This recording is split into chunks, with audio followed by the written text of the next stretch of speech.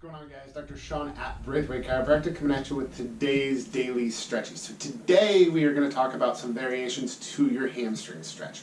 And the reason behind this is there are three muscles that make up your hamstring. There are two muscles on the medial part of your leg or the inner part of your leg, and there is one muscle on the outer part of your leg.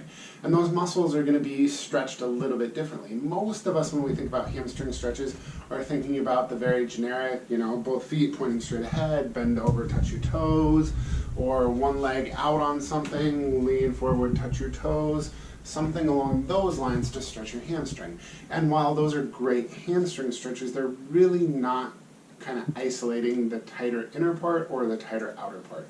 And that's what we're going to talk about today. So it's really a simple transition, is if your hamstring's a little bit tighter on the outer part or the outside of the leg, then when you're stretching, you're just going to kind of pigeon toe yourself or turn your feet or your toes coming in, and that's going to internally rotate your hips so that when you bend forward, you're going to get more of a stretch on the outside part of the hamstring.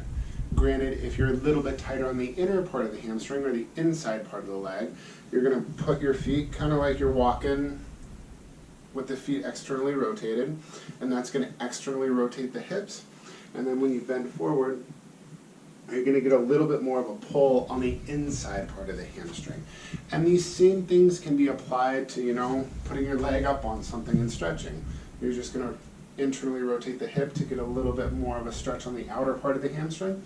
Or if you open up the hip, you'll get a little bit more of a stretch on the inside part of the hamstring. So again, these are just variations to your normal, typical hamstring stretch to really isolate down the inner part of the hamstring, the outer part of the hamstring, to really get a better stretch and really help loosen things up much more effectively. If you have questions, comments, concerns, definitely leave that stuff down below. If you haven't done so already, subscribe to our channel so you get the latest videos as they come out. Have a great rest of your day, you guys.